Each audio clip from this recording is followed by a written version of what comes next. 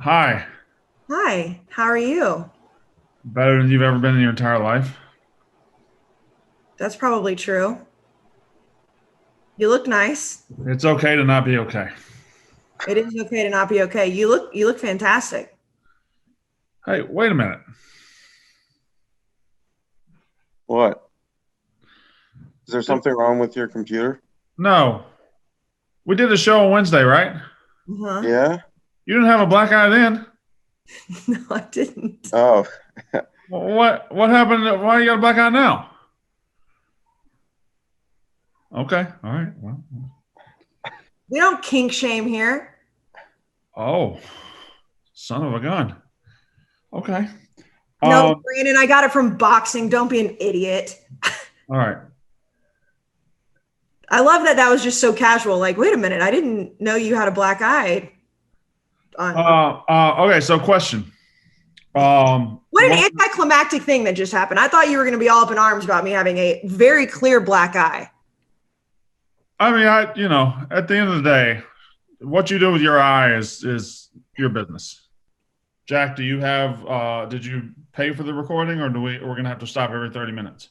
we're gonna have to stop. Every 30 minutes? It's 40, I think. Yeah, but you guys, we just talked for 30 minutes, so, Okay. All right, y'all ready? That was salty.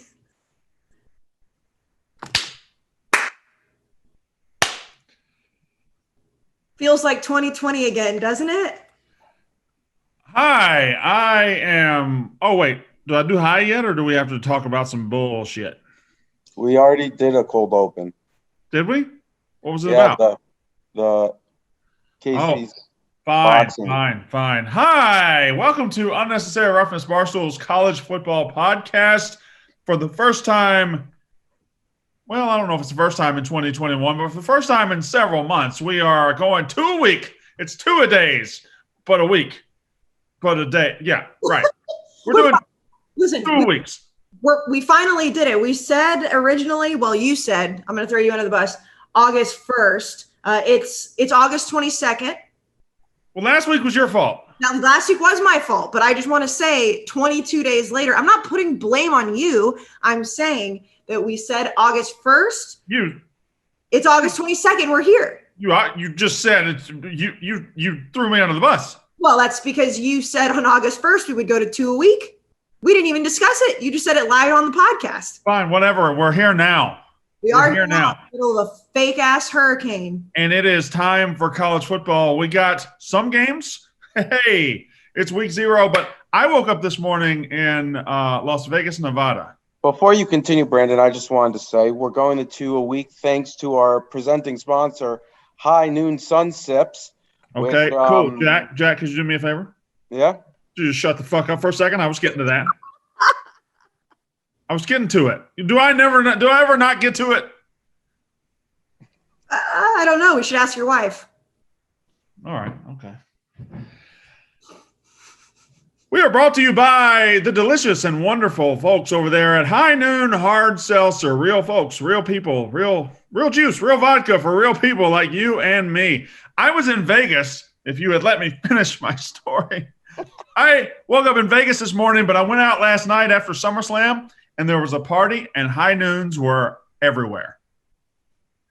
And that story would have flowed a lot better if I hadn't been stopped in the middle of it. Let's be honest. You were telling that story because you want to talk about SummerSlam, which I don't blame you. I don't want to talk about SummerSlam. I was just saying I was in Vegas, a lot of High Noons, but Jack ruined the whole show. Well, he was just making sure that the money's coming in, I mean, that's what he needs to do. But I will say, Brandon, I have to tell you, I don't give a shit about wrestling, no offense. But watching your access to it was by far the coolest thing of everything yesterday. Like you getting to get your own intro and all that. That was cool. Can I just say something to you? Yes.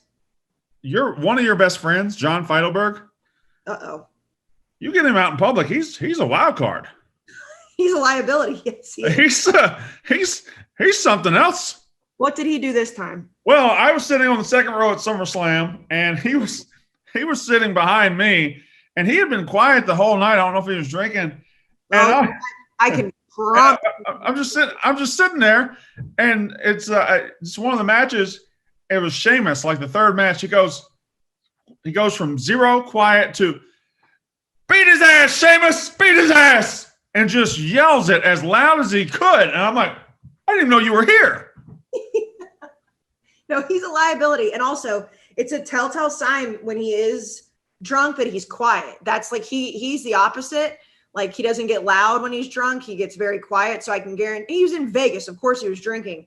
But I did see those videos. Like, you guys all love wrestling. He was like losing his mind. I didn't even know he knew what wrestling was. And speaking of college football, I mean, this show was headlined by Roman Reigns, who was an all-conference performer at Georgia Tech. Let's see. Baron Corbin was on the show. I believe played at Kansas State. Big E was on the show. He played at Iowa. And I'm sure I'm missing a couple, but a lot of college football players. John Cena played at Springfield College in Massachusetts. Okay, is that a fact? And then who came in at the end? Another football player.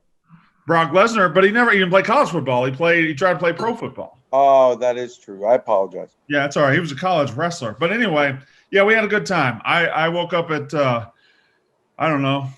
I left Vegas this morning at 8 o'clock, 9 o'clock local time, and now it's 8:40 Eastern time. I don't know where I am, what I'm doing, but I know it's week 0 of college football season. It is, and I'm glad you made it home. I didn't think flights would be coming in today, so good, happy for you. Can I just point out something? You being a transplanted New Yorker and everything, or Bostonian, it's a tropical storm, folks. It's a tropical storm. Yeah, but it's a tropical storm. But the Weather Channel made it seem like people in Florida are laughing at y'all for getting so scared of this thing. Oh, I know. I tweeted, like, are we not talking about this fucking hurricane? And it was like, category 5. We go to school in the middle of those. And it's like, guys, I'm just asking questions here. Yes, I did grow up in Texas, so I understand what hurricanes look like. However, when the Weather Channel's telling me it's going to be like Sandy, I saw how bad Sandy was. I'm just saying. Yeah. I'm just going to stop you right there. I mean, like, making fun. I'm on Kayce. Not making fun of anybody. No, like, making fun of the Northeasterns with the hurricane is so lame. Considering, I mean, I get it. Hurricanes just, like, are awful and have wrecked many communities in the South almost every single year. But, like, in New York City, 8 years ago or 9 years ago, there was a very serious hurricane that, like, completely upended multiple people's lives, hundreds. Okay, fine. Okay. I just want you to keep the same energy come winter when there's 8 inches of snow on the ground and I don't want to come to work. Okay. And you're like, oh, it's just. Don't you remember that podcast? When I said, I was like, no, guys, you guys are getting all worked up when Katie and I were in the office and everyone's like, oh, this New York City snowstorm's going to be so much. Yeah, no, here's the thing is that I see both sides, and Brandon, you should also see both sides because we now have lived in both areas. People up here like to make fun of Southerners when it snows for a couple of inches, but what they don't know is that when it snows, it's ice down there. You're not like driving on nice fluffy snow like you are in the Northeast. What people down south should not understand is that we live on a fucking island, and if a hurricane actually comes through here, New York City could be just ravished. So can we all just like not weather shame? Yeah, we're not going to weather shame. Just as long as the people in the Northeast stop being a bunch of great big pussies, then that'd be great. Anyway, is Katie on the show? Yeah, I'm here. All right, just hadn't heard you. You hadn't weighed in yet. You're good. I'm also low-key worried about my Wi-Fi, so I don't want to interrupt that much. Are you back home? Yeah, I'm in my apartment. Oh, that's your apartment? Yeah. You've got the most parent house-looking apartment I've ever seen. Well, it is. I live alone. My parents live upstate. I'm just saying. Okay. It's her parents' apartment that they don't live in right now. Yeah. I see. There it is. Okay. Well, it's a beautiful place. It's nice to be here. Have you guys seen that we have the big topic in the office when you were in Vegas, Brandon, was that one of the interns' boyfriend plays hockey at Ohio State. She went to Alabama for a year, and then she decided on Friday morning, I guess, that she's going to be an Ohio State fan this year. And Katie is gatekeeping college football from this girl. Okay, hold on. And is woman-splaining the sport to her on Twitter. Well, let Katie explain herself. Go ahead. Okay. First off, I initially gave her shit for choosing Ohio State, but she was choosing it because her boyfriend's going there. okay, not official bandwagon. My qualm is that she's saying that because she's choosing it in the off season and not in the middle of the season when her other team loses, that she's not bandwagon. And I'm saying, Ohio State's going to be good. Yes. Question. Yes. She's a student at Alabama? She was. She went to BU for the majority of her college time. So is she doing dual fanship? She's going to be an Alabama fan and an Ohio State fan? Or she renounced Alabama fandom for Ohio State fandom? Correct. The latter. Well, okay. Second question. Yes. I don't know this girl. Sure, she's a wonderful person. Yes. She's taken up fandom for a boyfriend? I mean, I get the picking a team if you have to pick a team.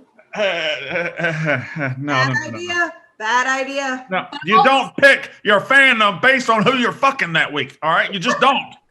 But I'm saying, also my point to her was like, if your boyfriend went to Colorado or Denver to play hockey, she wouldn't be bandwagoning them. She'd be bandwagoning the good team. I would respect.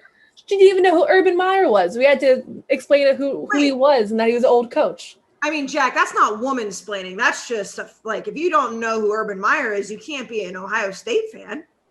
She's a new fan, and it goes back to the age-old, like, oh, you got to go to the school to cheer for the school.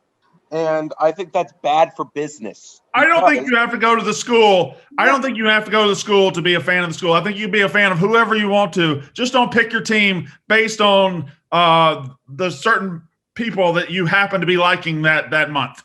Okay. I mean, it's a pretty serious boyfriend. She wears his number on her, like on a necklace, or his hockey number.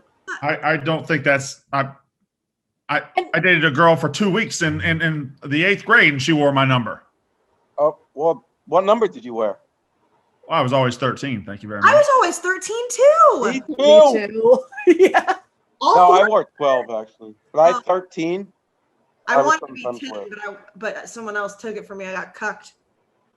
I was always 13. I was born on 13th, and I was a big Dan Marino fan. And my God, Kayce, that's the biggest glass of wine I've ever seen. The glass, or I mean. No. Hold it next to your head. It's in front of you. Yeah, it's not that bad. Sorry, Katie. I didn't realize you had Flintstone glasses too. Okay.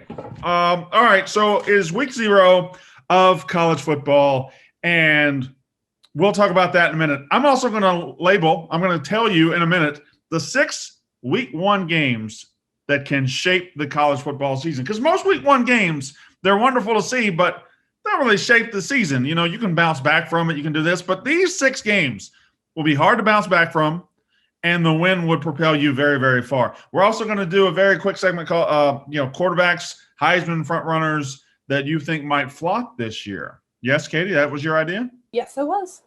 And Kayce will have the 2-minute drill. So if you're used to the 2-hour extravaganza, not going to get it this show. Once we get in the season, we might have 2-hour shows a week. But as of right now, we're just kind of easing in. But this is a Monday show. Just dipping our toes in the water. That's your fingers. Well, I can't show you my feet. I can't show free feet on here. Show your toes. Give the boys something to. Not for free. Give the boys something to think about. Not for free. Not for free. Also, I'm not wearing pants, so I can't move my. Computer. Really? Yeah. How many non-pants wearers we got on the show today? I almost was, but then I go ahead and put them on. Jack? I'm wearing shorts. Yeah. All right, here, boys. There's a good foot for you. Oh my God. Ew, is that a bunion? What is that? Huh? What's on below the pinky toe? Why is it so brown? Well, it's dirt. Oh. Well, I've been walking around outside. I got home. Whatever. Don't foot judge me. No, that's actually a really good technique. It's called earthing, where you walk around with shoes on, and it's supposed to help your health. It's a real thing. Look into it. I earth a lot. I like to pee outside. That's why I have dirt on my feet. So southern. You're so southern. There's a corner. I have a very small yard, but there's a corner of the yard that is not seen by neighbors, and I just walk right over there, pee, and walk right back. It is. When I lived with guys in college, it was just like we have 3 bathrooms, 3 functioning, nice, clean bathrooms, and they would still rather go outside and pee. Peeing outside is one of my favorite things to do in life. I'm quite jealous of the ability. Let's be real. It's just All you female can five. just stop and pee wherever. I mean, it's incredible, and that's why I want to move back south. I want to have at least 3-acre yard, and I just want to be able to drop it out and pee wherever I can. I understand that, like, I'm jealous of the functionality of being able to, like, whenever you're out and you can't get to a bathroom, but the idea of like walking out of a house that has air conditioning and a nice clean bathroom to a backyard to pee doesn't resonate with me. Do you like freedom? I do like freedom, yes. Okay. Because Jack, tell her about freedom. Well, I'm not wearing any pants right now because you can't see. I mean, I would assume there's benefits to peeing outside, like like in terms of just, I don't know, something about it. There's probably, it's like being in the sun while you pee may help you in some way, because if you think about it, how we've progressed as men and women forever has been we urinate outside up until recently. So I would assume that for whatever reason, peeing outside helps you health-wise. Oh my God, shut up. I just think it's cool. Did you get a haircut, by the way? Yes. That's good. On Thursday. Thank you. Brandon, Jack, before you got on, I was asking about why women bruise easier than men do. And we had a whole scientific talk about that too. Jack's on his science shit today. Okay. So it is, I thought Jack was a science denier, but anyway, that's just what little birdie told me. Anyway. Oh, yeah. All right. So it is week 0. And I have 2 things to say about week 0. A, you can put anybody out there in helmets and pants and shoulder pads. I'm going to watch it. This week, it just happens to be Nebraska, Illinois. Also, you got UCLA, Hawaii. Then you got lesser teams like Fresno and UConn. So you have not very much great football this week, but you do have football. Number one, I think it's so smart to schedule yourself on week 0. Especially if you're a Nebraska or Illinois. They're in 2 different spots. Nebraska they're kind of holding on for dear life here. I don't know what Scott Frost's season is going to look like. I don't know if he's going to survive the season with what's going on behind the scenes. But Bret Bielema just got to Illinois. Bret Bielema gets to walk in there with a home game on national TV that everybody in the world will be watching. What an opportunity for Bret Bielema. Like, remember a couple of years ago, 2019, I believe it was, we got Florida, Miami as week 0. Oh, I was there. It was crazy. It was, yeah. You and Marty and them went down there, right? Yeah, me, Marty, and John. Yeah, it was, and that was just great to have it. This is not as big of a game, but I'm still just all about it. That's the game that Felipe Franks blocked me on Twitter. Really? Yeah. Did he ever unblock you? No, he didn't. Somebody noticed it the other day when they announced that he was playing in an NFL game, and somebody said nobody cares till he unblocks Kayce Smith. And everyone wanted to know the story, and I was like, I don't even remember what I said. I'm only blocked by one person in college football that I can tell. It's Arkansas coach Sam Pittman. Oh, he hasn't unblocked you yet. No, he hasn't unblocked me. Well, I mean, you were. He's an offensive line coach, so he's a blocker. Can I ask a question about week 0 before we even get into? Because I agree with you. I think scheduling Nebraska, Illinois being at 1:00 on Saturday, the first game of the year, especially with everybody being excited because everybody can be back at tailgating and games, whatever. Fine. Why are we calling it week 0 still? I understand if there's one game, fine. But we've got now 5 FBS games. I think there's 2 FCS games. Why are we doing this? Week 0. Because I've been calling what we know is week 1, right? Labor Day weekend. Yeah. Calling that week 2 just wouldn't feel right. It wouldn't, but I just week 0. When it first started, it was okay, we're gonna have one game, so we can't call it week. Well, what do you want to call it? Week pregame? Week? What do you want to call it? I don't know. Come up with a better name than week 0. Well, I'll see if we can do it. It's just week 0 is just it sounds dumb. Let's leave it up to the Roughnecks. Hey guys, what should we call week 0? And the winner will be announced on. Did you just say this? No, but Jack, if the Roughnecks name it, we don't have the power to actually get it renamed. He's trying to get the Wait, no. What? First of all, this is an interactive experience with our fans, and then I know that. Second, We can refer to it as it and then make it a thing. I think you're just promising things we might not be able to deliver. That's all. I was saying that this was going to be within our little ecosystem, our community. Well, first of all, our ecosystem isn't little, and you're a little sassy today. I'm going to be honest with you. He is sassy today. Oh, I have an announcement. Can I make an announcement? Yes, of course. It's a half of announcement. Okay. I need Roughnecks help. Ooh. Okay. I need the Roughnecks help. This week, I will be testing a show, a concept, an idea. I will be testing something. Okay. Let's just say it's a project about college football. And what I need from the Roughnecks is test callers. Like, imagine you were calling into the Paul Feinbaum show, except you're calling me and to talk about it. I need test callers this week. And what we're going to do is I'm going to give you the number right now. It is 646-291-2437. 646-291-2437. It's slower. Huh? It's slower. 646-291. Good thinking. There are a lot of Aggies that listen. 2437. Again, okay. And for the North Carolina fans, 646-291-2437. All right. I can't do it for UConn fans because we only have like an hour show. Anyway, What 646. Huh? What time do they call? 646-291-2437. And here's how we're going to do it. Jack will have the go-ahead.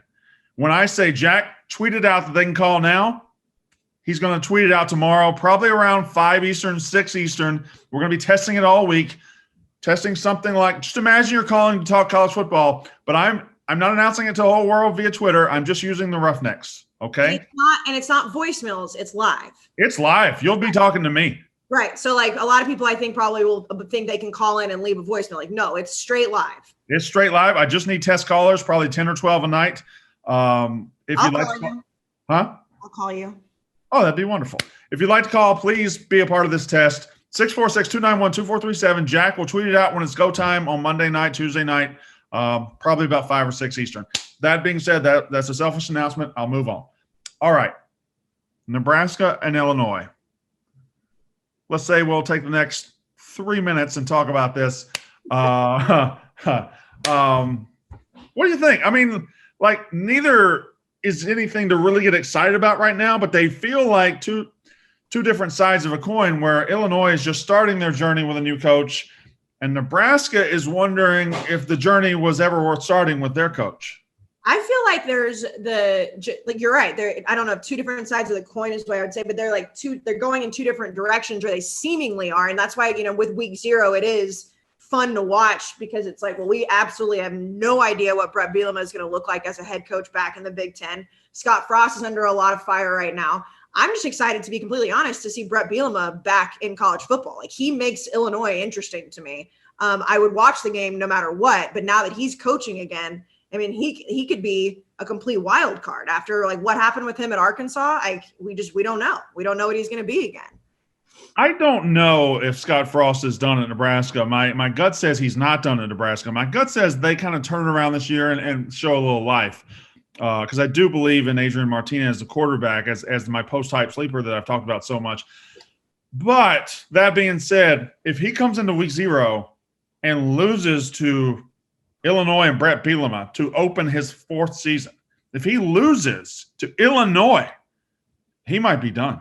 Yeah, no, you can't. He might not be able to come back from that. Yeah, and obviously, we talked about it, I think, on the last podcast about how weird it feels like, this time last year, how everyone loved Scott Frost in Nebraska. And I know it's different leadership, and I know, fans were just wanting football to be played in 2020.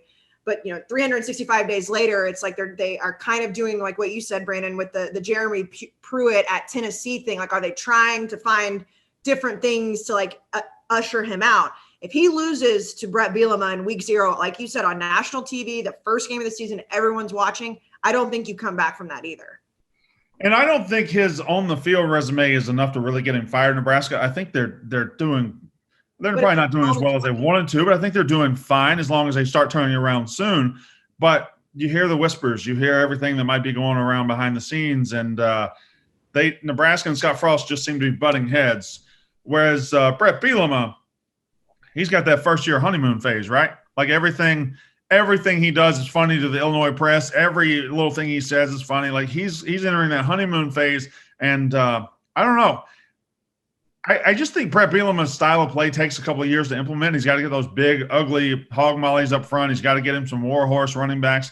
We'll see what they got. I lean Nebraska pretty heavily here because I think Scott Frost might be one of those guys. You put him in a corner, he fights back. So we'll talk more about that next week, and then we'll start transitioning to some other stuff right now. All right, moving forward. Oh, you had one more thing? Well, no, I was going to ask you because we're talking about how Bret Bielema is in the honeymoon phase. You know, like I think it was whenever they hired Lovie Smith, was it like 5 years ago? I think he had 5 seasons, and everyone like freaked out and thought it was going to be like the savior of the program. Do you think Bret Bielema has, that much pressure on him that Lovie Smith did? Or do you think they're a little bit more like, the Lovie Smith experiment went so poorly, like we're going to give him a little bit more grace period? I got to be honest. I don't think there's any pressure on Bret Bielema here, really. I think there's I think there's a curiosity with Bret Bielema in Illinois where they're like, can he recreate the magic he had at Wisconsin? Mm-hmm. I think they're chasing that, but I don't know if they necessarily expect it because he failed at Arkansas pretty spectacularly, pretty fantastically. But he has succeeded when he was a Big Ten coach. So I feel like they're chasing it. And if in 4 years he doesn't find it and they're still 3-8, I think they move on. No problem. Wash their hands. I just don't see that I don't see it as a natural pressure. Like Brian Harsin at Auburn, he's under pressure. Mm-hmm. You know, if he doesn't continue what they've been doing, he's in trouble. And they're already starting to whisper about him, which is weird. Have you guys seen this, by the way? It's bizarre. We did the thing we talked about last time, and then today one of the Auburn writers, I think it was the same guy, Joel Goodman, wrote a huge article about how Harsin's failing in leadership because he won't say if he's vaccinated or not. Why are they going after him so hard all of a sudden? It's just that one guy. I don't know what he did. I don't know if he's mad at him. I don't know if they went after the same girl or what. But that Goodman guy, he's after him. Anyway, the Goodman guy has been a very big advocate since we started getting vaccinated, for people to get vaccinated for multiple purposes, and specifically going in on the fact that, hey, this will get us to a full college football season, no issues. Yeah. And he has been that way big time on Twitter for a while. I follow him. He seems like a good journalist, but I think it goes back to that with Harsin, and he feels as if Harsin not being an advocate for the vaccine is a negative. Now we don't have to talk about that, but that's what I think it comes back to for Goodman. So there's like a personal thing with it. Yes, I think he thinks that. Yeah, it's like politics. That makes more sense. Kayce, do you look different than you did to start the video? Something looks different about you. No, but you changed. I did not change. So you look different. All right. It's not that big of a deal. I definitely did not change though. All right, here we go. What's happening? The 6 games. Yes, Kayce? What's happening? Nothing. The 6 games that can shape the season. Just enjoy your red wine, sweetie. You're doing amazing. Fuck you. Just enjoy your red wine, sweetie. You're doing great. Remember the last time we Zoomed when I had red wine? I feel like alcohol is a requirement for you to Zoom. Well, the last time I was on, well, yes. First of all, it's like 9:00 at night on a Sunday. Like, what? I'm not going to enjoy a nice glass of red wine? Don't think a lot of people are drinking at 9:00 on a Sunday. What? Really? Yeah. Red wine I don't count as drinking.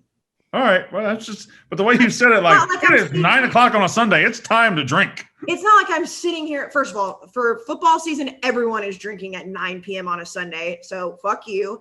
And second of all, Sunday night football? Yes. You cannot tell me people are not drinking during Sunday night football. I have never drank during Sunday night football. You don't drink?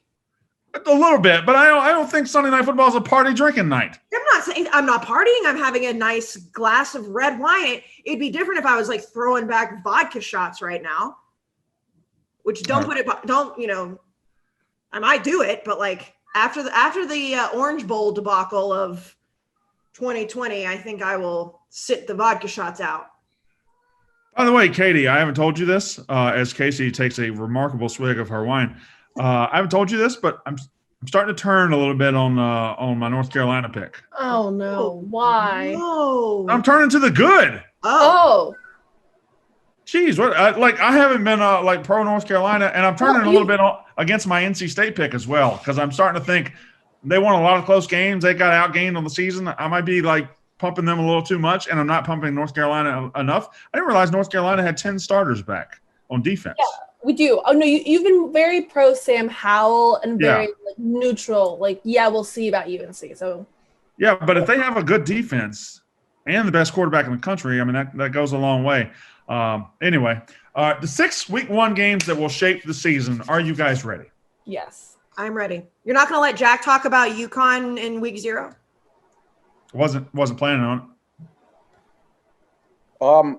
Yeah, we're defending a national championship. And I'm really excited.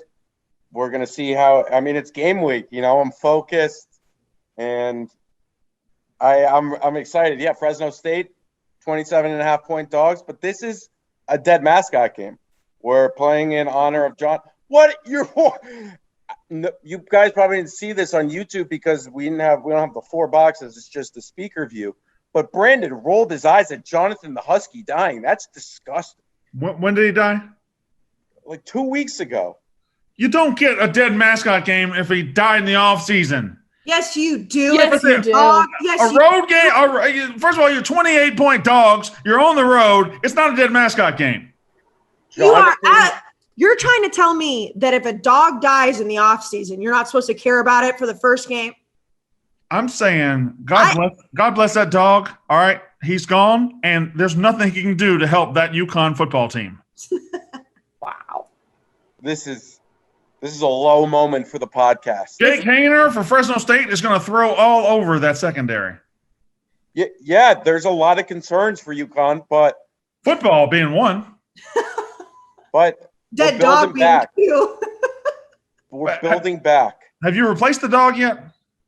Yes, he's been retired for a while.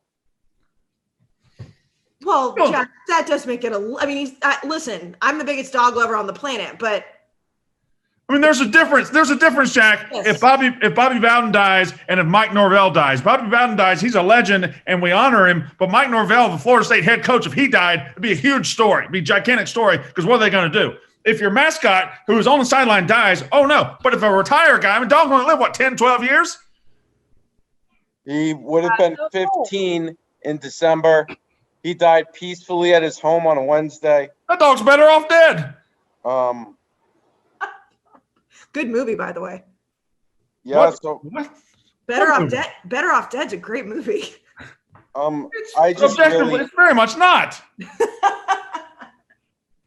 He made his public debut on March 9th, 2008. Jack, shut up. I like the dog talk, Jack. I'm sad that he died. 15 is old though. He's trying to claim like the Husky, like this is Tuffy. This ain't Tuffy. Yeah, no, it is different if they're retired, I will say. All right. Okay. Hey, remember last show I said coaches and everything and everybody, if you send us stuff, I'll wear it. I did change into my Oregon stuff, but I don't know if you guys are going to be able to tell. So from the chest up here, it's good. Okay. Uh-oh. When I'm talking, do you see my face big? Like I see your face big if you're talking? Yeah. Yeah, we're on speaker view. All right. I'm going to stand up and show you this. Okay? Oh God. All ready? Wait, Brandon, yes, King. Look how these are not pulled up, by the way. They look a little pulled up. A little bit, but not much. Brandon. They sent me a large Oregon shirt. They said, "Oh, look at him. I think he wears a large." That's a compliment. Is it? I'm extra large. All right. The 6 games. Brandon, your boobs look great in that shirt. Popping. Right? That's what we would call, Katie, a titty shirt. Yes. Tim, my tits are out for the boys today, boys. All right. You've had your feet out for the boys tonight and your tits out for the boys. I'm all about the boys. It's football season. All right, here they are. My week one games that can shape the season. This isn't the 6 best games of week one because I believe there are some good games like Boise, UCF, I think is a fantastic week one game. Alabama, Miami, not on this list. Why? Because both Alabama and Miami could lose that game and be just fine. Well, I'm going to let you go. I disagree with that. I think if Miami loses it, they could be just fine. But I think if Alabama loses to Miami in week one, depending on what happens in the ACC, it could be a really big deal for Alabama. Alabama loses to Miami in week one, runs the table. They have a chance to play for a national title just the same. That's true. But here are the ones that I believe these are the 6 most important week one games. And we'll start with the big one. It's Clemson, Georgia. This one's easy because if you win it, I believe you've sewn up a playoff spot. I believe Georgia, if they win it, they're going to float. They're going to fly through the East. But if you have a Clemson win and you go through the SEC undefeated, you might even be able to survive losing to Alabama in the SEC title game and still get in. But see, that's where we go back to what we talked about last week is that when has somebody who's lost the championship, the conference championship game made it in? Please don't bring that up again because we embarrassed ourselves last week. We did do that. You know why?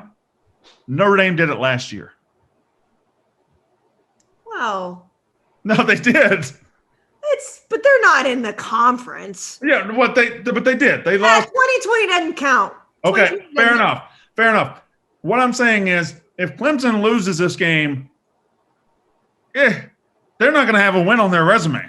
They're not going to have a very good win on their resume.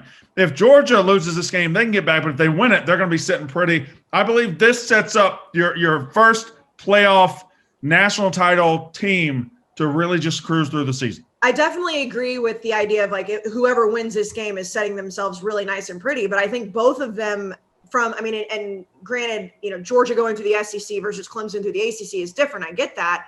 But I think either one of them, if Clemson loses, but then wins the ACC, they could still be in. Same thing for Georgia. Clemson definitely could still be in. It would be a lot easier for Georgia to climb back in than Clemson, though, because Clemson, again, just won't have a very good win on their resume. No, but if they go undefeated in the ACC, win the ACC championship, and their only loss is to Georgia, who is one of the top teams in the SEC, I think they still make it in. All right. That one is just number 3 and number 5. The other ones are a little bit more nuanced. Can we say something, though? And I know it was fake news and it was sad, but the small chance, the small glimmer of hope that we were going to get Color Rush for that game was so cool. Yeah. I hate that guy for tricking everyone. You a big Color Rush fan? Not really. I don't go over the top for it when it's in the NFL, but for college and for those two teams, because they do have such bright colors, I was like, this would be so fucking cool to see. Red against purple, I don't think that would be great. Oh man, I would have loved it. Of course, I'm sure it would have looked awful, and it's more of the idea of just saying Color Rush. But I think Color Rush. Okay, well, side question. Okay. Think about it for a second. Okay. Let's say Color Rush becomes a thing tomorrow. Who are the 2 best teams to put in a game against each other? Oh, okay. Well, I know Katie's got a vote. Katie, UNC, the Tar Heel, Carolina Blue, that's got to be up there. I would agree with that. Okay, I would agree with that. I would put Miami high up there as a Color Rush school. Orange or green? Ooh, I would say green, but I think if you did all that, the Miami orange. I think you got to do the orange for them. Got to do the orange. Or if you want to do Tennessee would look good in a Color Rush game. It's the same color. No, Miami's orange is different. All right, fair enough. USC would be a good Color Rush school team. Huh. Okay. I'm surprised Oregon doesn't have I think their entire catalog is Color Rush. LSU would be a good Color Rush game. We're back to purple though. Yeah, it's true. I don't know. I'm kind of into the idea of bringing Color Rush to college, but I don't want it to be overdone. I don't want it to be like the NFL where it's all right, whatever, every Thursday night game is going to be a Color Rush. No, I want one big Color Rush game a year in college football. Okay, fair enough. UCLA, that's the one. My second one is my week one games that can shape the season. It's North Carolina at Virginia Tech on a Friday night. Why? North Carolina wants to be a real contender. They want to be a top 10 team. They want to have a Heisman Trophy winner. They want to be an ACC championship contender. They want to be at that level, and they've recruited at that level. Meanwhile, Virginia Tech, Fuente starts 0-1, you can start backing up the hearse, I think. And it's at Lane Stadium. It's in Blacksburg. Virginia Tech, a hard place to play. I don't think they're going to be a bad football team, but this is a nut-cutting time right here. This is like North Carolina, you want to be a contender? Contenders go on the road on a Friday night and they win these games. Contenders open the season with wins. If they come out, they lose at Lane Stadium, I mean, that dream's probably dead right out of the gate. On the other side, Virginia Tech loses, Fuente's dreams might be dead right out of the gate. I mean, we talked about it a few weeks ago with Justin Fuente. Like, I mean, I think he's going to get fired during the season. I don't know when, but you can bet that especially if they get embarrassed, which I don't think that it'll be, I don't think they're going to get run out of the stadium. But if that's a bad game, like his clock starts ticking real fast. I'm working on this take. I think this is going to be the year of shattered dreams, or this might be the year of the most hope ever in college football. Ooh. You know why? Why?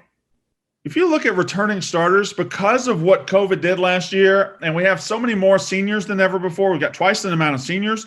We've got, we've got guys coming back. There are more returning starters in college football across the board than there's ever been. Like I said, North Carolina's got 10 starters back on defense. If you look around the country, you can find double-digit starters on a unit coming back at like half the schools in this country. Arkansas is bringing back 21 starters. Like there's a ton of teams that are bringing back starter after starter after starter. There's so much experience. I think there'll be more experience in college football this year than ever before, and it's leading to a lot of hope. I think, let's take the SEC for example. Name a team in the West that doesn't have hope. Auburn has the first-year hope. A&M has that we've arrived hope. Alabama's Alabama. Arkansas, they love Sam Pittman. They think they're back. LSU, they're full of hope. They won't let us say anything bad about them. Mississippi State and Ole Miss both have the Mike Leach and Lane Kiffin, and I don't know who's left, but there's like hope all over. I don't see anybody. There's so few teams out there that are just desolate right now, that are just like, oh, we're done. We're screwed. I mean, I think that you add on top of not only the returning guys, it's also just the excitement in general that this season at this point, at the whatever date it is, August 22nd, looks like it's going to be a normal season. So the hope is like, not only do we have all these guys back, not only do we have our team, we also get to go see it. We get to tailgate, we get to party. So it's like a whole, like, it's just a bunch of hope all over the place. And also the idea that it feels like it's going to be normal. It's a very quick tweet, Jack. Oh, yeah. I thought it was a great quote, and I thought it was a great way to tease the episode. Wait, what did Jack do? He quote, "This may be the year of the most hope ever in college football." Brandon Walker, SEC. He tweeted it like right after I said it. You already tweeted that? Yeah. It was a great quote, and it was a great quote. Nobody's mad at you, Jack. I don't know what Kayce's doing. She's drinking wine. No. I'm not mad. I'm shocked at how quick that was. The hope that is surrounding this year is crazy. And I'm going to be honest. We talked about Virginia Tech a few seconds ago. I think they're a sneaky team, no one believes in us team. I do too. And if Fuente can, now don't get me wrong, I even think they could lose to North Carolina and then still go like 10-2. But Kayce, you're 100% right. If that game goes bad, that could then the writing's on the wall. But if it's like a 35-31, Sam Howell goes out of his mind at the end of the game, leads a drive down the field and wins it. But I think Virginia Tech could be a sneaky team that we look up and then we're like, wait a second. But use the ACC, for example, on this hope thing, okay? You look around the ACC, Virginia feels good about what they got. Virginia Tech is entering a year of some transition for Fuente. We got to see what he's got. So we'll put them aside. But Wake Forest is bringing back everybody. With Sam Hartman, an underrated quarterback. NC State bringing back everybody. Outside of Duke and maybe Virginia Tech, I think everybody in the ACC thinks they're better this year than they were last year. What about Pitt? Pitt feels good. Yeah. Pitt fans feel good. They got Kenny Pickett back for the 37th year. They're not bad. They still believe in Narduzzi. They always believe in Narduzzi. I mean, Pitt always puts out not a great team, a good team. Like they're not. I mean, obviously they've had those Clemson games, but they're not going to win the ACC. But they're going to be good.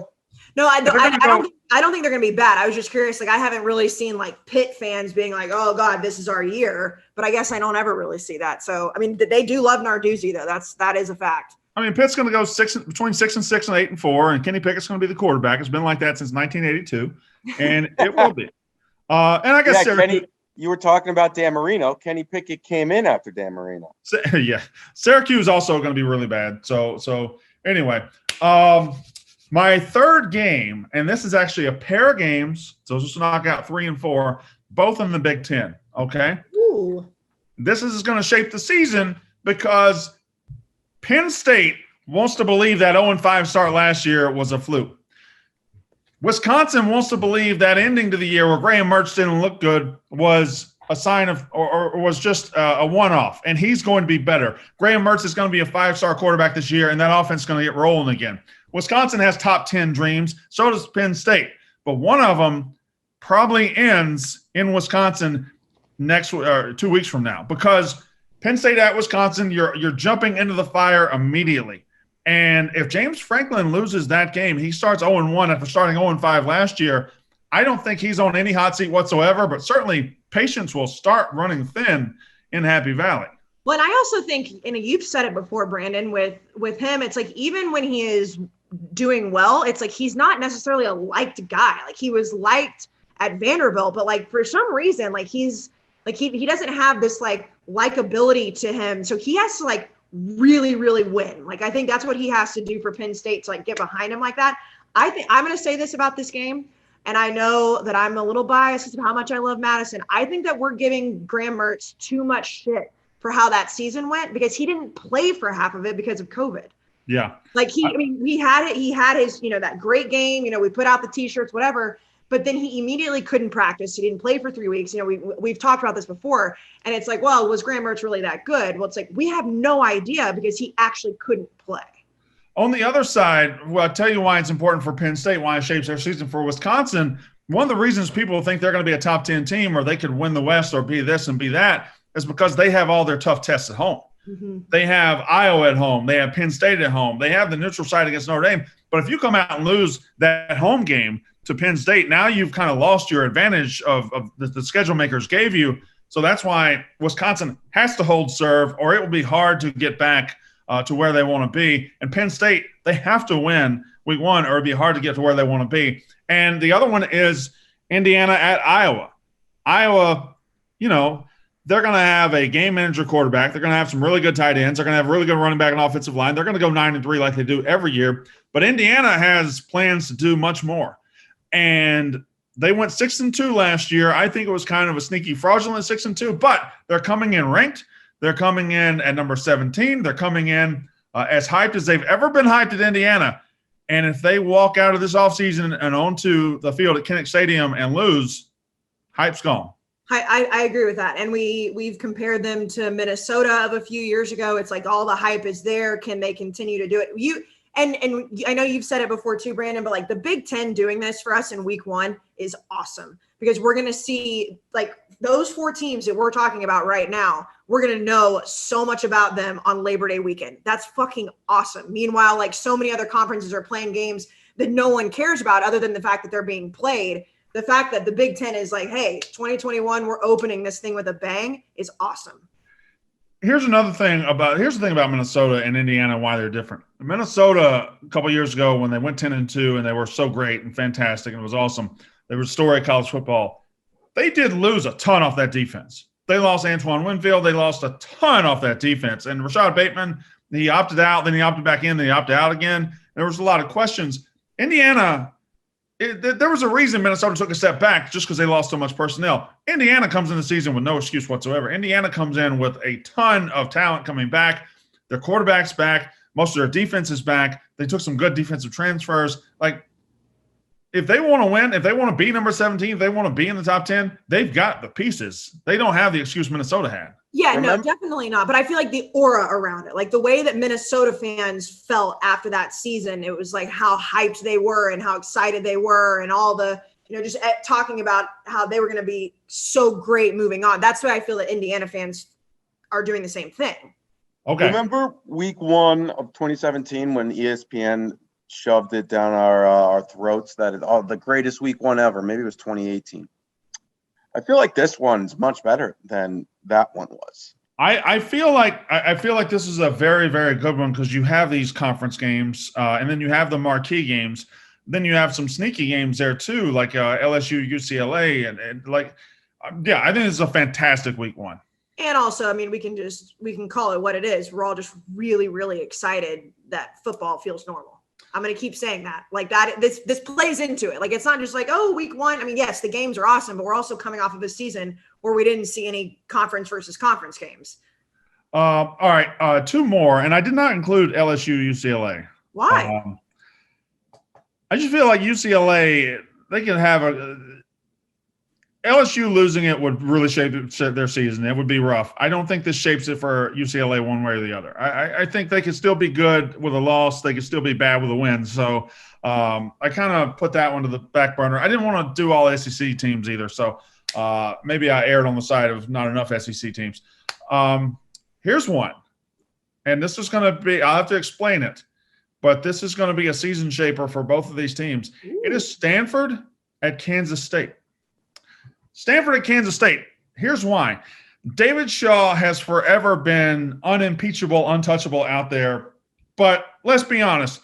The style of football, the brand of football, the wins, they're just not there for Stanford right now. And eventually it's going to catch up with them, and they're going to have to start realizing, hey, is this what we want to do? Kansas State, meanwhile, 2 years ago, they hired Chris Kleiman from North Dakota State. He comes in year 1, fantastic. Everything's great. He looks like he's going to be an incredible hire. Takes a big step back last year.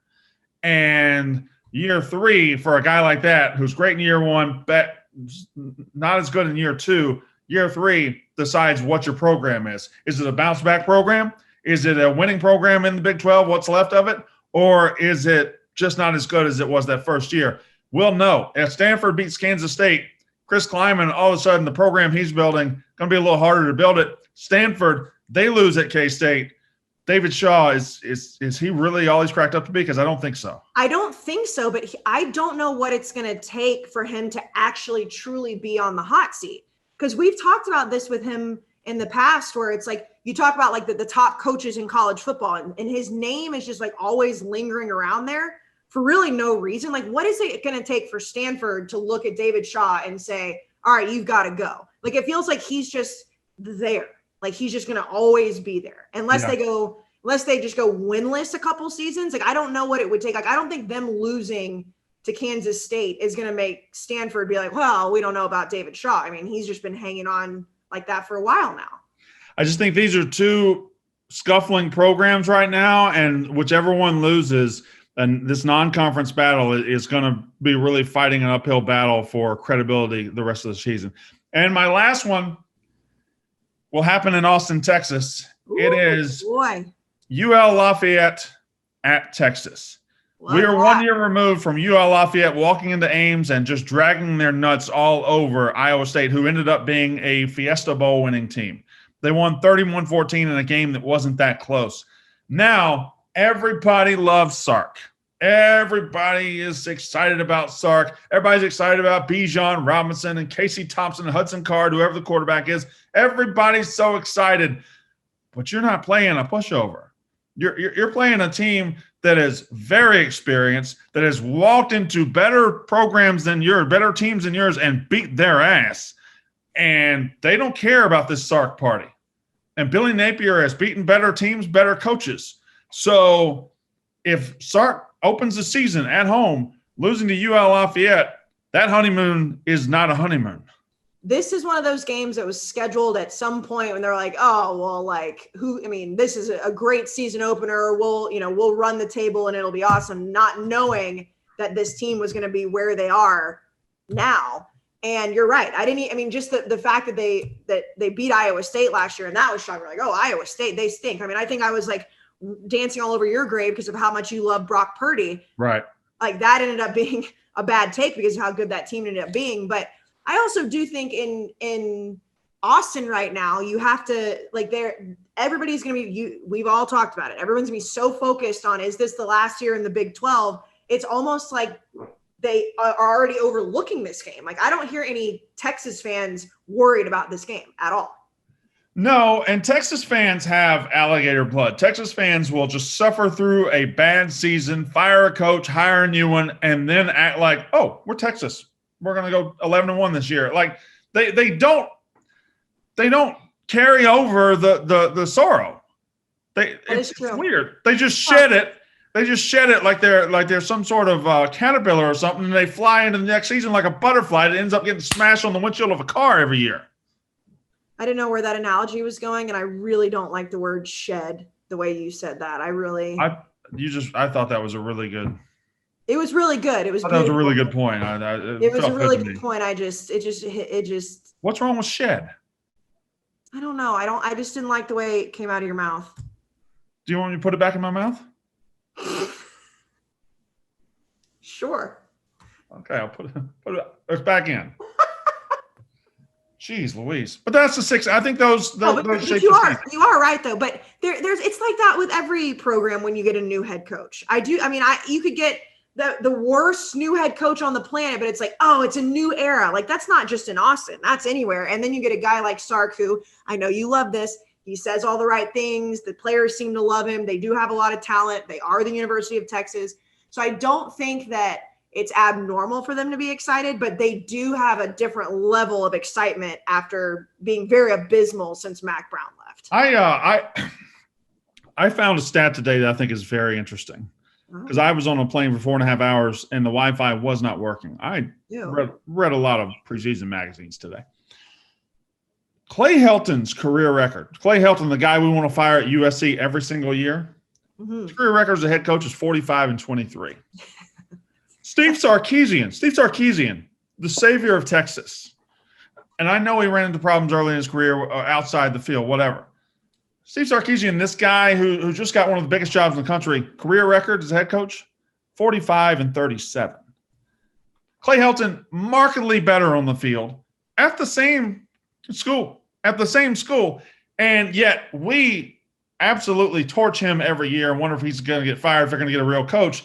And everybody's just sucking Sarkisian off like he's the second coming at Texas. I think that part of that is him being at Bama, just right. the Nick Saban rub.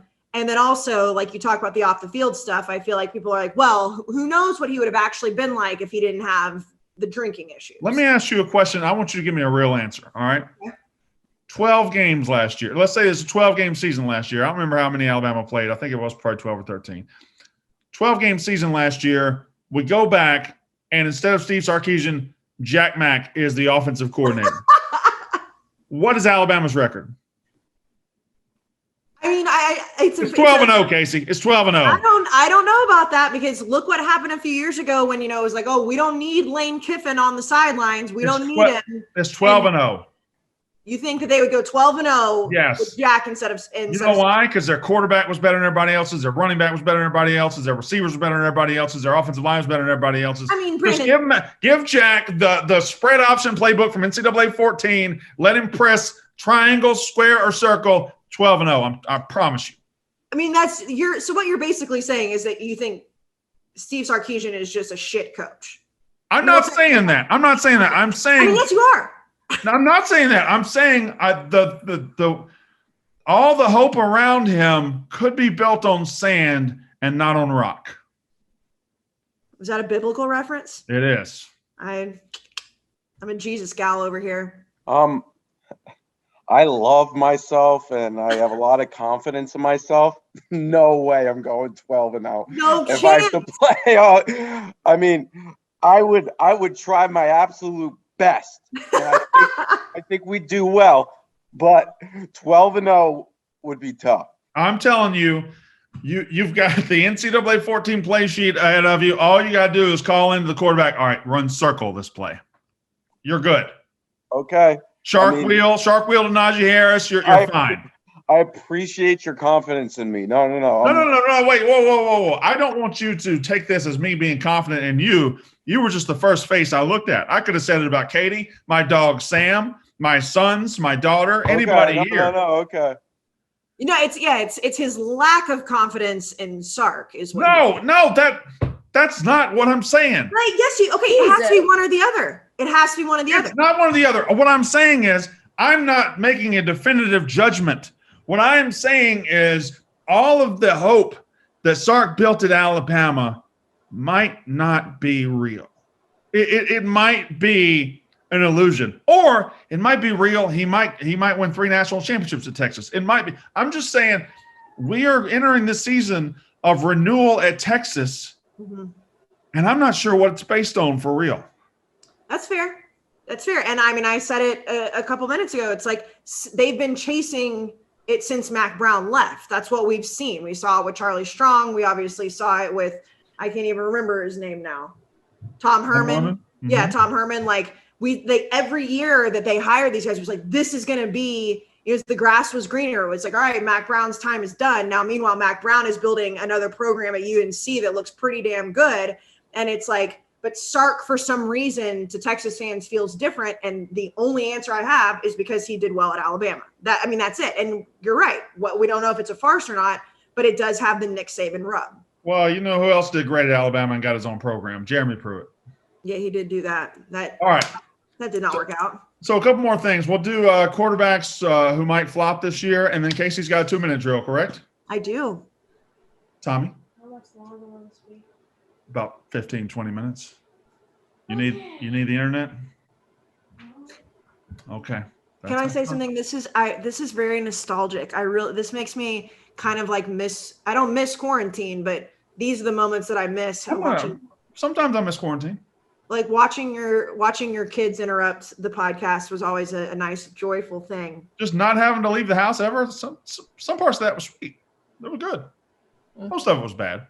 Yeah, most of it was bad, but there were definitely some silver linings, no doubt about that. But I mean, are your children in the room right now? No. Remember when I almost ruined Santa Claus? I do. Yeah, I'll always remember that. That was a good moment. Come in. Did he just? Nah, somebody knocked on the door. Oh, I thought he farted? Maybe not. He did. What? I think that was somebody knocking on the door. Sorry. Doesn't matter. He's smiling. Definitely was him. Did you not see the way he leaned over? I didn't lean over. I was looking outside, see who was at the door. You can't see outside from where you're sitting. Yes, I can. You don't know my house. How do you know? Because you've never been here. Yes, I have. You have. No, you haven't. Yes, I have. When have you been to my house? I haven't, but I know that you just farted. Kayce, you're in your apartment. Why are you covering your nose? I also farted, but just relax. Okay, so we'll do the quarterbacks who might flop, and then we'll do 2-minute drill, and then we'll get out of here. And we'll transition to that now. So this was Katie's idea. The quarterbacks who might flop, the Heisman winners, because we did our top 5 quarterbacks last time, right? Yes. Anybody else talking on the show? Is it just me? Oh, well, yes. I thought that was a hypothetical. Yeah, we did, Brandon. We did. Really hypothetical when I say, did we do quarterbacks on the last show? It's not hypothetical. But you knew that we did. So you didn't. You needed rhetorical is what did you mean rhetorical? Oh yeah. What did I say? Hypothetical. Oh yes, I meant rhetorical. They're not interchangeable.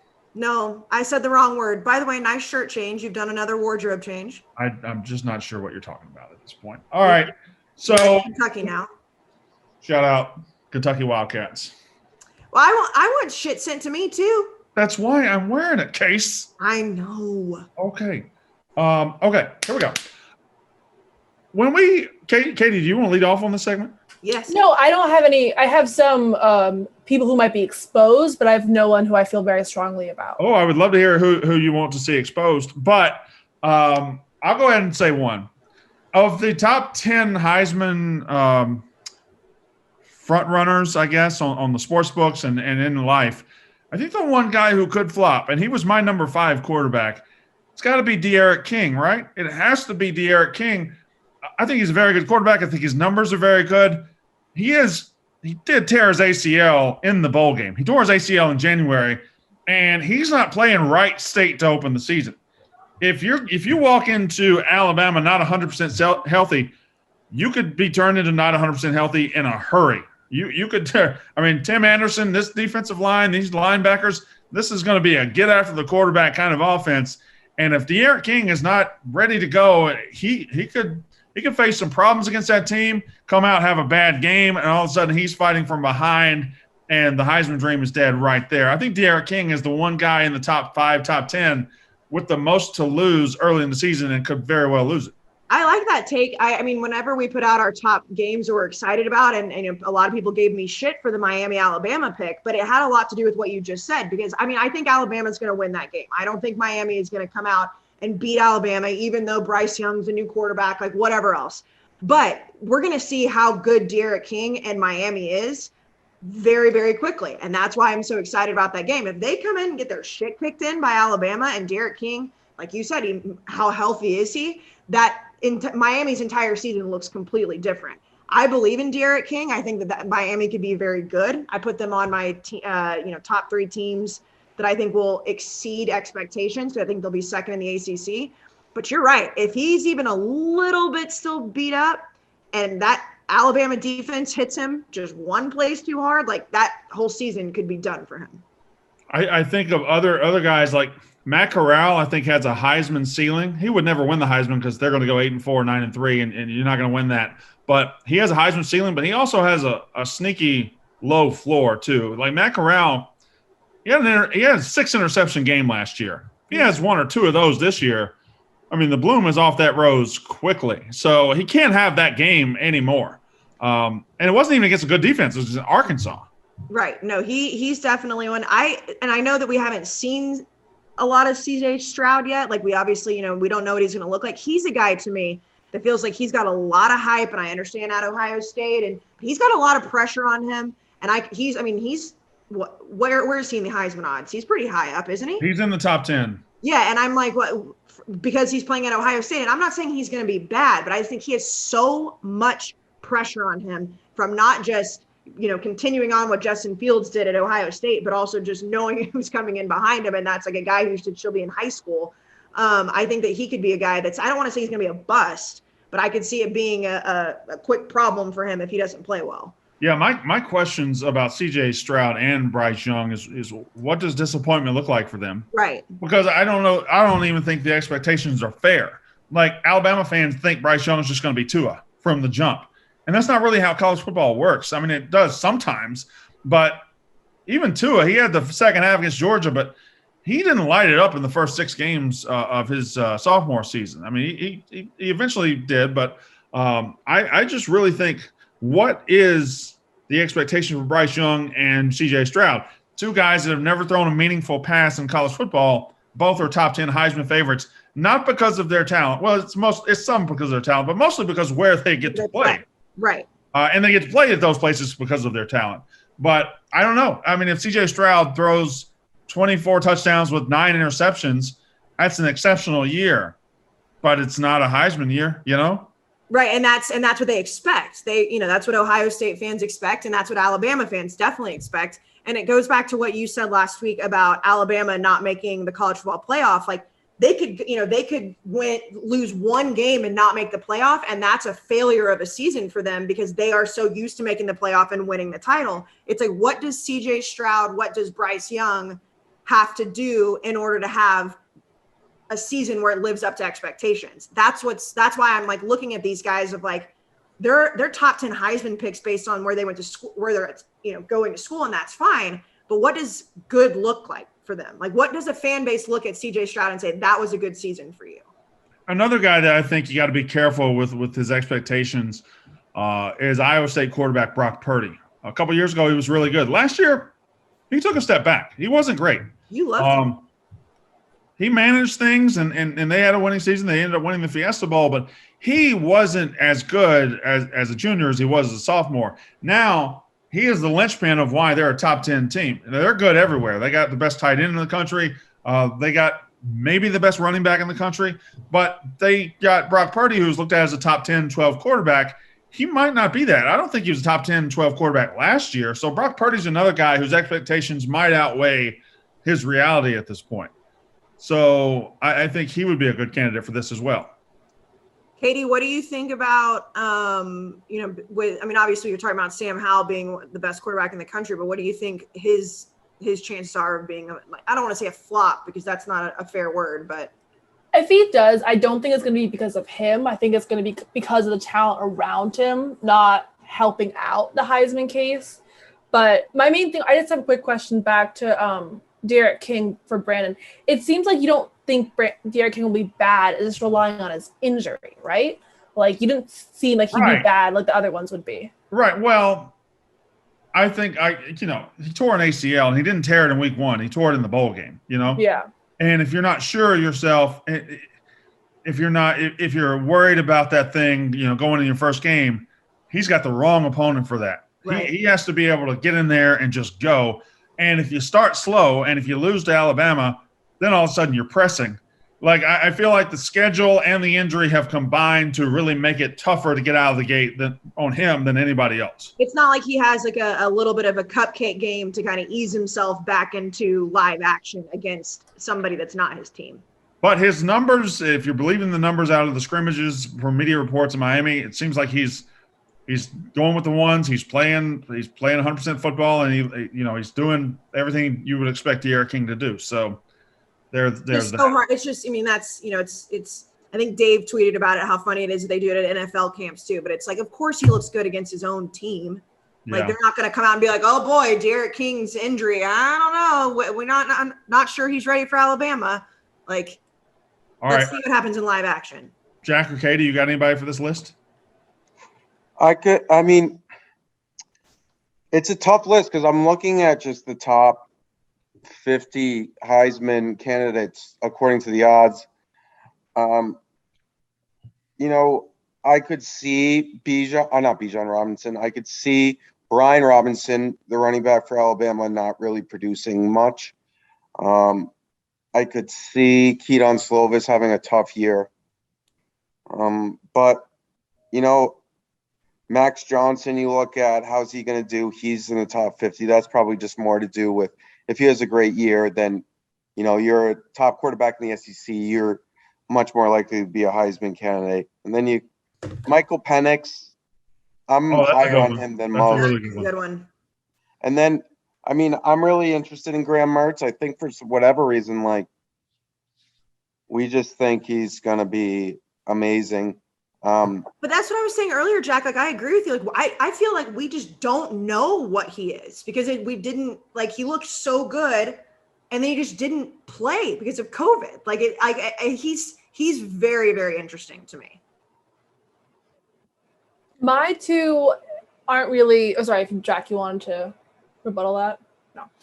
My two are basically, I'm not saying they're bad, but they'll be exposed if they are. I think it'll be DJ and JT. Georgia just lost a lot of receivers in their top 2 with Ari Pickens out. So I think that it's not going to be great. Like, if JT is not it, we're going to find out really quickly. And then basically Clemson only has Justin Ross. So if we see Clemson running more than throwing, we're going to kind of realize that DJ is not as good as we thought he would be. I think they will be very good, but I think they just have the opportunities to be exposed if they're not. And he also had, that game last year when Trevor was out and he played so well and he had over 500 yards and it was like, oh, well, maybe Clemson doesn't need Trevor Lawrence. And it's like, so his expectations are really high too. Yeah. All right. Kayce, 2-minute drill? 2-minute drill. The return of the 2-minute drill. By the way, you probably need to squeeze.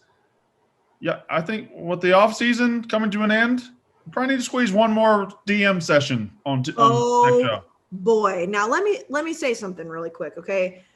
Listen to all of you people out there.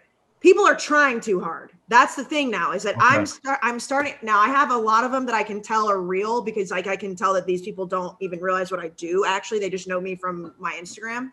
But Brandon, there are a lot of people out there that are just really trying to get you to read their DMs. All right, well, let's go ahead and do the cutoff. Anything that comes to you between now and the next show, don't use. Okay. Well, I think I have a keen sense of who's trying and who's not, and I've been stockpiling them. Don't you worry. Katie, how's your DMs looking? I'll probably have nothing for this show. Oh, speaking of Katie, I forgot that I slid in someone's DMs last night until this morning. Yes. What? I told her to do it, and I convinced her. Katie was my hype woman last night, and I slid into somebody's DMs. So Did it work? It will. it will. Yes, 100%. Sometimes. Okay. All right. 2-minute drill. Okay, 2-minute drill. Some football, some not. Okay, so picture this: your dream matchup with your school. So Mississippi State, UConn, North Carolina, A&M. You can play at any stadium, any time of the year, any day of the week, any opponent. Your dream matchup. Who is it? And not including home stadiums, because obviously, like, I would love every game to be at Kyle Field, but like you get to pick your perfect college football game for your team. Okay. All right. Mm-hmm. Yes, Queen. Okay. If anybody has one, they can go. I mean, you want me to start off? Please, you start. I would play Boston College. Boy, that's of all the dreams. This is like on The Office when Jim's like, Dwight. So in your greatest dreams, you're in hell, and you're co-running a bed and breakfast with Satan. You would play Boston College? Yeah, I want to play Boston College every year. In Boston? I don't give a fuck. We'll play it in that overrated ass town, overrated ass city, and we'll make sure to make it known that they fucked up, okay? And they're up. I don't like them. They ruined us, and it's time for some payback. All right, Jack, obviously passionate about his. Kayce, what's yours? Overrated ass town. Get the fuck out of here, Jack. Chestnut Hill. It's a great city. So this is going to surprise absolutely no one. I would want to play. Who are you playing in the Rose Bowl? Yes, I would want to play Texas in the Rose Bowl in November when it's just a little bit crisp, and I want to play that 7:30 Pacific kickoff where it's like everybody on the East Coast has to watch it at like 10:30, but just like when the sun is setting over the Rose Bowl and it's nice and cool outside, and then you're watching it half in the light, half at night. Love it. Katie? I would say one of the Wisconsin, Penn State, Michigan, Ohio State, that kind of Big Ten, Saturday, 3:30 kickoff, solely for the fact I just want to go to those stadiums. If I had to pick, it'd probably be Michigan. Do I get to win this game? Yes. I'm going to win the game? Oh. This is like your perfect, like if you could, they sat you down right now and said, Thomas Brandon Walker, where do you want Mississippi State to play, when, who, and you're going to win? Would be Alabama for everyone. Okay, well, I'm just going to. Yeah, I'm not even talking about just like implications from like, all right. I'm talking about just like your dream, like what game you would create. All right. Mine's based in reality and not, okay? Okay. So we return to the SEC championship game in Atlanta, Mercedes-Benz Stadium. We've been there. Not everybody in the West has been there, but we lost last time. And I want to play Dan Mullen's ass in Atlanta. I love Dan Mullen, but if you're going to play somebody from the East, why not play somebody who used to coach you and beat him and their fucking AD, which I don't like. So give me Florida in Atlanta and give me a 67-0 victory.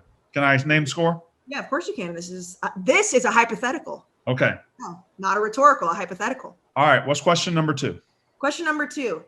If you had all the athletic abilities in the world, what position would you play at football? Quarterback for sure. I feel like that's an easy answer. And I always say that. I've been asking people that just randomly. But people have been coming up with random ass shit. Like I asked one of my guy friends and they said left tackle. Katie and I were talking about that last night because they're like, left tackles, like they get paid so much fucking money and they have such longevity. I'm like, I thought everybody wanted to play quarterback. Yeah, a left tackle also gets in a car crash 70 times a game. Like I want to be the quarterback. The quarterback gets the prettiest girls. The quarterback gets the most money. The quarterback gets everything. The quarterback is the guy on the billboards. It's got to be quarterback. It's got to be quarterback. Okay, take quarterback off the table then. Okay, now we're talking. Now we're talking. Okay, hold on. I literally have it written down. Take quarterback off the table. I think I'd want to be just a nice, beautiful, thoroughbred racehorse wide receiver. Like I'm talking 6'6", 215, jumping ability, run a 4.4. Just when I go out there, you're like, just take your breath away. You know, I want to be that kind of. That's who I would be. I'd be that, and I'd be a diva too. Oh, I'd be such a diva. I would too. I would be the most diva, like that, or even being like a cornerback or like a defensive back in general. Like the most diva ever, no doubt. I think we all. I mean, maybe not Katie. I think me, you, and Jack would be big time diva wide receivers. No, Jack's gonna just pick being like a backup fullback for UConn, just so he can enjoy the fall weather at the rent. I am picking a kicker. I am going to be an elite kicker, and I am going to reinvent the game of football with my kicks. How? I'm hitting 73-yard field goals. Like you'll have to rewrite. So Jack gets to be a superhero in his? You'll have to rewrite how you approach my team, and people will be wearing my jersey. Honestly, I love it because the field goal line that they have, like Jack's field goal line is going to be at the other end zone. Like, well, get out. All they got to do is get to the 10-yard line, and this kid can drill it. Yes. Why does Jack get to be a superhero? Why does he get to have superhuman ability? 73-yard, not like 100. Hi. Say hello. Hi. Okay, go ahead. All right. What about you two? Or Katie is the only one who hasn't said anything. Yeah, I would love to be a showboating wide receiver, running back, but I think like for longevity purposes, someone on the O-line. So you could then like date them. I'm just hypothetical. I'm a dude. I do not want to. If I'm a 6'6", 300-pound female, no. I'm good. This is a hypothetical. I'm a dude. Thank you, though. All right. Question number 3. This 2-minute drill to start off 2021 has already been something. Okay, this is a non-football question. If you had to eliminate one of these tailgate foods for the rest of time, good question.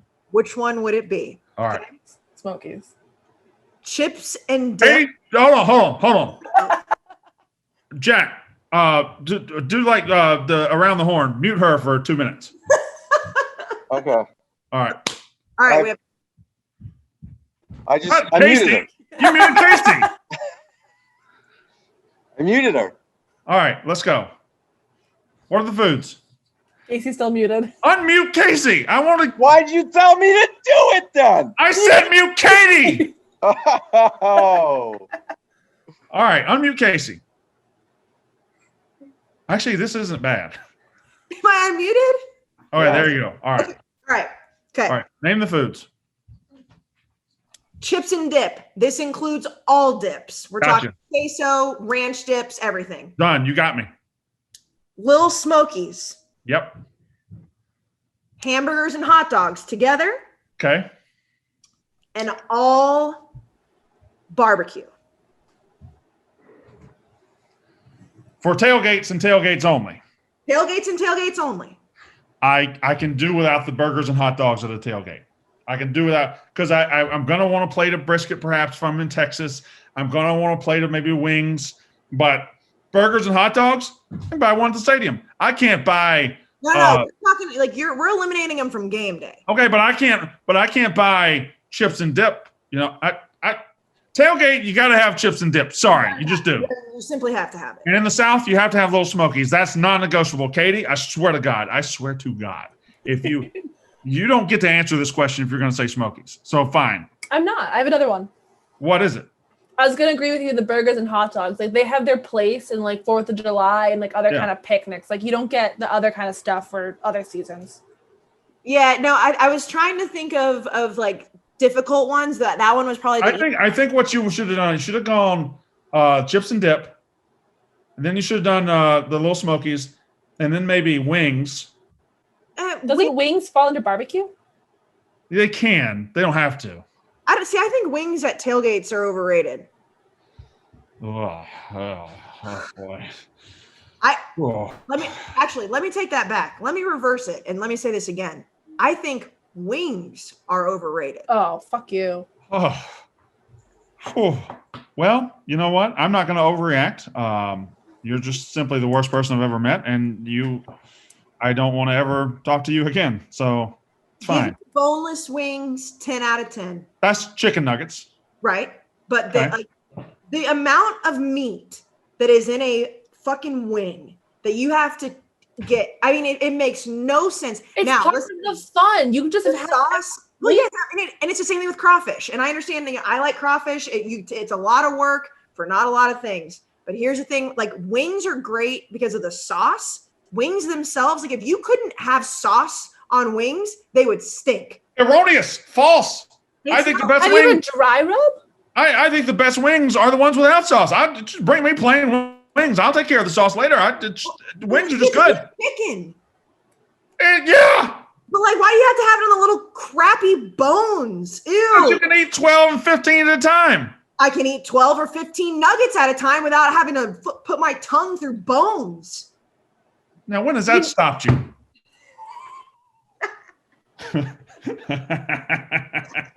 We have fun here. We have fun here. Okay. Anybody else? Are we moving on? Yeah, we can move on. Question number 4. Question number 4.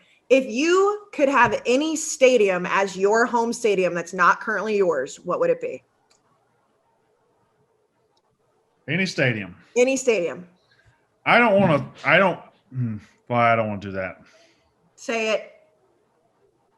God, I hate to do this. Say it. It pisses me off. I'd probably take Kyle Field.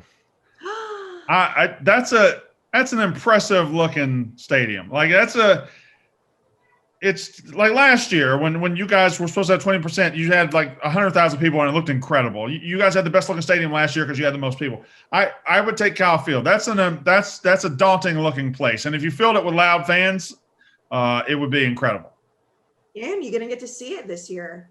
Yeah, I'm a little nervous about that. No, don't be nervous. I know what's going to happen. We're not betting on that game, unless you give me like 30 points. I mean, I'm telling you right now that we will not on our own accord because of Dan and Dave. But I appreciate that answer. Jack, Katie, do you have any answers? I would probably do at least a stadium that's 100% capacity every single time. Like fans are full, but probably in Michigan. Going back to that one. What? Are you not used to full stadiums?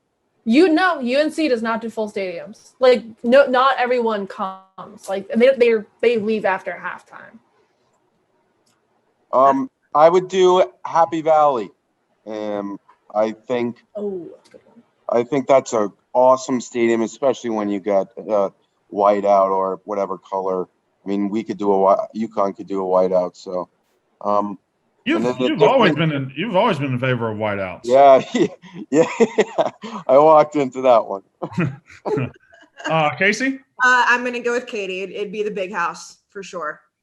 Really? I mean, that's the most boring looking stadium in the world. Stadium. I'm talking about the environment. That's like choosing to do. I just want missionary the rest of my life. Like, it's boring. Why don't you just do Camp Randall? Why don't you do Camp Randall? Let's not. I do love Camp Randall, but Camp Randall is not as big as the Big House. Like, Michigan is just a big circle in the earth with no shade. They do have no shade. First of all, let's not downplay missionary, okay? Like, you always throw shade at missionary. Like, yeah, that is true. Like, shut up, Jack. I think it's what I would choose. I mean, I've already said if I could choose a different college town, I would go to Madison. We know this. But I think the Big House would be my choice. It's just a circle. There's nothing interesting about it at all, architecturally or anything. And I already have the best stadium in the country, according to you. So I don't know why. I mean, Not really what I said. that's what I'm going to say that you said, though. Close runner-up, the Swamp is a very interesting stadium. The Swamp is just so hot. You chose a stadium with no shade. Yeah, but it's the Big Ten though, so it gets cold. I thought you were moving it to College Station. No, You just going to play all your home games in Michigan now? I was just like I didn't know we were uprooting the stadium. So you guys going to play in Michigan? Yeah. I thought this hypothetical was you'd take any stadium, put it on your campus. Can I be honest? When I wrote these questions, I had taken some 3-Chi, and I was. Oh boy! All right, how many more we got? We had no more. Wait. I thought I had 5. I literally only have 4 because I had my addendum to change it for quarterback. So I had 4.5. Okay, well that's fantastic. So we're out of show then. We're out show, but Brandon, we did like an hour and a half, and we were supposed to be like a miniature episode. All right, we'll be back Thursday then with a brand new episode. And remember, be watching Unnecessary Roughness Twitter tonight. You've got the number. I'm not giving it to anybody else, just Roughnecks. I'm not tweeting it out. I just want the Roughnecks to be involved in this secret project. When are you announcing this secret project? I believe towards the end of this week, but I'm not really sure. Okay, big news. Anyway, all right, good show. We're 2 a week now.